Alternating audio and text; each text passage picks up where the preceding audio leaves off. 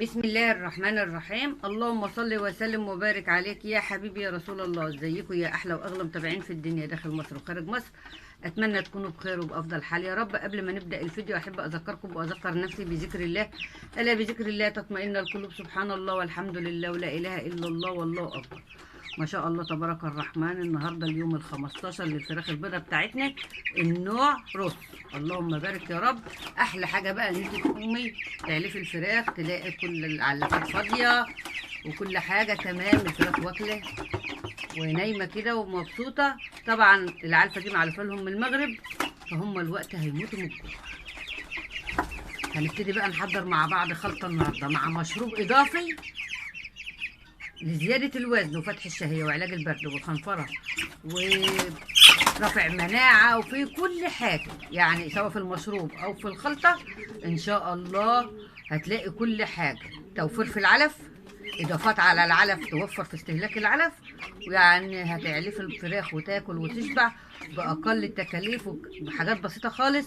يعني مش كله علف على طول. احنا بنربي لبيتنا، فاحنا عايزين ناخد طعم حلو، فراخ طعمها حلو زي البلدي. يعني مش عايزين ندي ادويه ولا عايزين ناكل حاجه يعني مش كويسه ناكلها وناكلها لاولادنا. معروف ان الادويه للفراخ بتخلي طعمها، استغفر الله العظيم، والله الفراخ اما بتتربى من اول يوم لاخر يوم بالاعشاب والخلطات الطبيعيه وبتحط لها الاضافات اللي انا هحطها معاكم ديت، بتاكلي فراخ تقولي ده بلدي. يعني لو حد اكلها عندك بيشك انها بلدي من طعامتها ومن جمالها. وكفايه بس ان انت بتاخدي حاجه نظيفه بتاكلها لاولادك ازاي. ما شاء الله اللهم بارك يا رب، اللهم بارك يا رب. شايفين عمر 15 يوم، شايفين الصدر عامل ازاي. فراخ ما شاء الله الله اكبر، ممتازه ممتازه ممتازه. يعني لغايه الوقت الحمد لله رب العالمين ماشيين معايا 10/10. مفيش اي مشكله قابلتني خالص الحمد لله رب العالمين.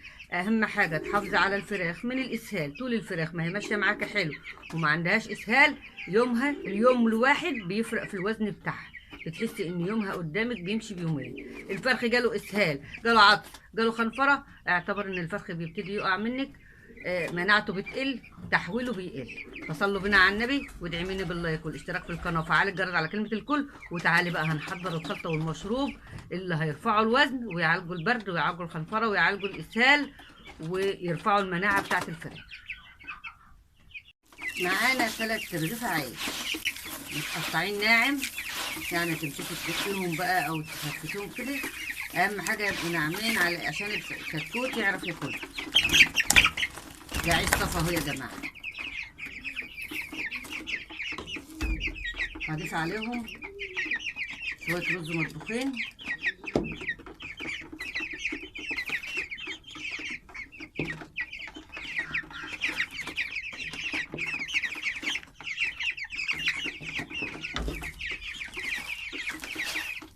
الرز من اقوى الحاجات اللي بتسمن الفراخ. محدش يقول لك لا ده هي غلط، لا ده هي من اقوى الحاجات اللي بتسمن الفراخ، وخصوصا لما يكون فيه نسبة دهون سمنة او زيت. الحاجات دي بتسمن الفراخ قوي. انت لو عندك معلقتين زيت من قلية سمك مثلا فايضين منك وضفتيهم على العلف، برضو من الحاجات اللي بتسمن الفراخ بسرعة.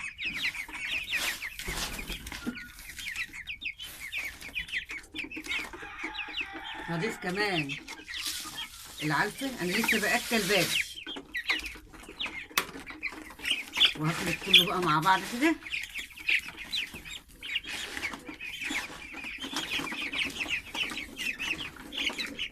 طبعا لسه في اضافات هنحطها، مش دي بس، ده احنا هنحط اضافات على الميه واضافات على العلفه وكل حاجه. بس هقلب العيش مع العلفه كويس. انا عايزاكي تعملي الخلطه اول ما الفراخ تشم ريحتها تجري تاكل عليها، حتى لو عيش حاف، لو عيش بس كده الفراخ تنجذب لها والريحه بتاعتها تشدها. الفرخ بيروح على الريحه بتاعت الخلطه، وخصوصا لما نكون معودينه عليها من صغره. بس نخلط كده كويس كله مع بعض كده.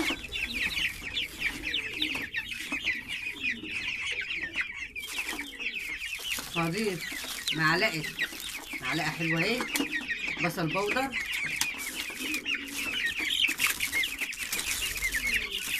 وكمان برضو حوالي معلقه ثوم بودر اهو،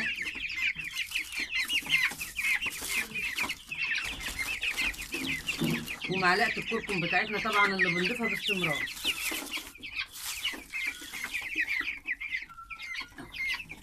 نخلطها نقلبها كويس كده معاها. الفراخ لو جعانه او مثلا انت بتاكلها بالطاقه ودي الوجبه الاساسيه بتاعتها، انا بحط وجبه الصبح ووجبه اخر النهار. انا بصور معاكم الوقت الساعه 7 الصبح، ده الفطار بتاعهم. دي الوجبه اللي بعملها لهم الصبح وبسيبهم عليه لاخر اليوم. طبعا احنا بنحدد الكميه بعدد الفراخ، يعني انا كنت بحط كميه بسيطه الاول، الوقت بدات اكتر ان هم يشبعوا الفراخ، برضه الفراخ تاكل وتشبع. ووقت الظهريه اعمل لهم فتره اظلام او وقت الحر الشديد واسيبهم للمغرب. طبعا لازم الميه تكون قدامهم، فانا هعمل لهم مشروب حلو قوي قوي بقى يفضل برضه قدامهم لغايه ما يطلع لهم ايه المغرب. شايفين هما بياكلوا اهو قدامكم، بياكلوا فيها قدامكم. دلوقتي هنعمل لهم مشروب فاتح للشهية، بيعالج البرد، بيمنع الاحتباس الحراري. يعني الثلاث حاجات دول موجودين في المشروب وفي نفس الوقت مفيدين جدا جدا. اول حاجه هجيب ليمونه واعصرها لهم كده في الميه، ليمونه كامله.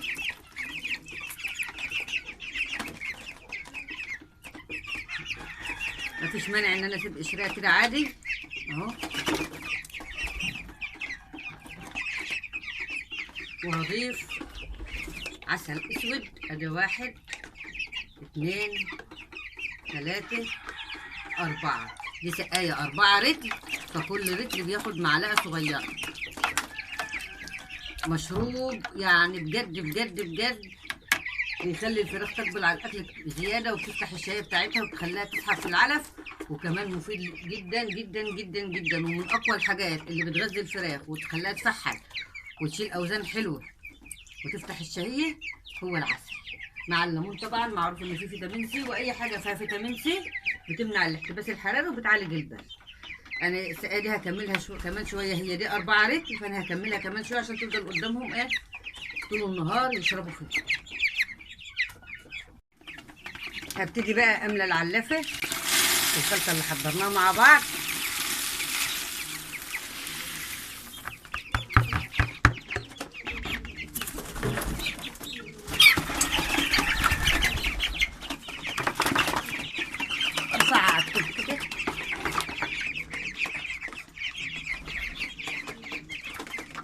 ما شاء الله انا بدات اعودهم من يوم ال 13 على العيش. اول مره حطيت رغيف امبارح اللي هو اليوم ال 14 حطيت رغيفين طبعا مع شويه الرز المطبوخين، والنهارده حطيت 3.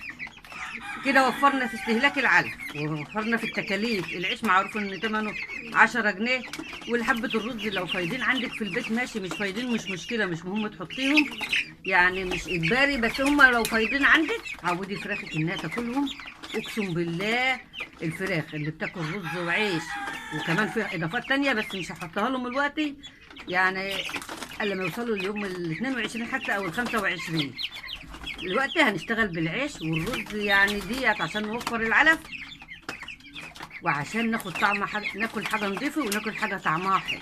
النهارده اليوم ال 15 ان شاء الله، بكره هبتدي اغير للنامي، احتمال اغير للنامي بس يعني هغير مره واحده مش هغير للناهي، عشان النامي تركيزه 21 حلو بروتين عالي، وفي نفس الوقت الدنيا حر، انا مش عاوزه اجهد الفراخ واغير لها بدل مره واتنين.